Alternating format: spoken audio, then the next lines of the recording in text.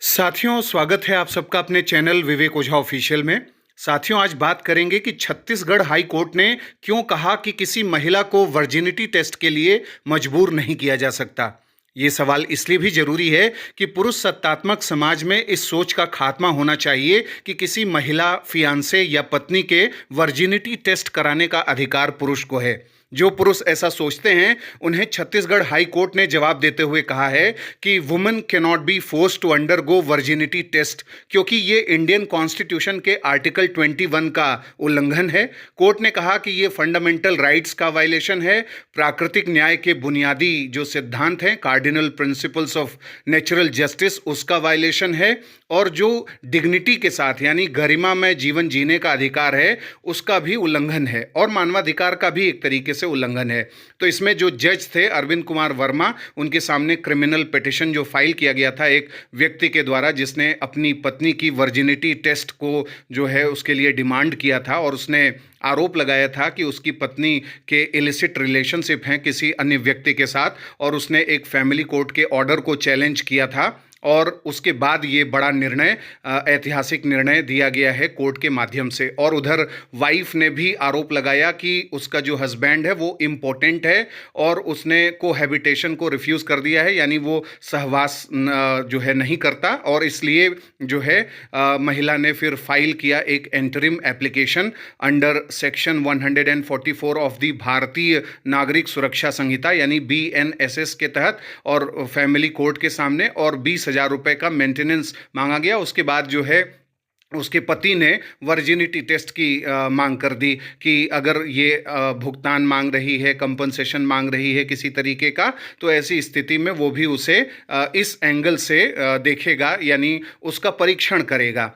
और वर्जिनिटी जो टेस्ट है ये राइट टू डिग्निटी को वायलेट करता है। सुप्रीम कोर्ट भी इस पे आगे बहुत सी अपने निर्णयों में कह चुका है।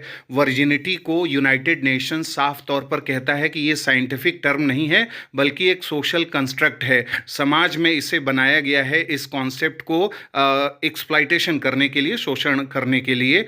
And women are forced to undergo virginity test for reasons including requests from parents और potential partners to establish marriage eligibility or from employers for employment eligibility.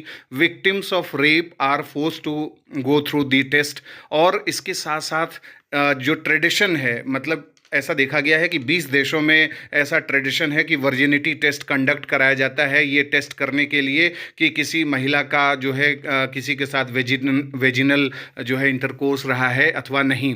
Virginity test जो है is the inspection of the hymen 40 years. तो ये जो है 2 finger जो test है ये अमानवीय है और ये अनैतिक है। इस बात को भी कई राज्य सरकार, जैसे मेघालय सरकार ने भी बैन कर रखा है, बैन करने की बात कर दी। सुप्रीम कोर्ट ने भी इस पे निर्णय किया कि जो सेक्सुअल असाल्ट सर्वाइवर्स हैं और जिनके लिए 2 फिंगर टेस्ट वगैरह किया जाता है वो नहीं होना चाहिए, क्योंकि ये सही नहीं है, क्योंकि ये पैट्रियार्कल सोच को दर्शाता है।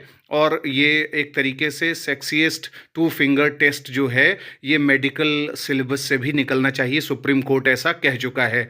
वर्जिनिटी टेस्ट में जो है इंस्पेक्शन ऑफ फीमेल जेनिटल्स जो होता है उसमें डिटरमिन किया जाता है कि महिला या गर्ल जो है उसका वेजिनल इंटरकोर्स रहा है कि नहीं। इसमें ये आइडेंटिफाई भी किया जाता है कि जो विक्टिम है क्या वो हैबिचुअल तो नहीं रहा है सेक्सुअल इंटरकोर्स का।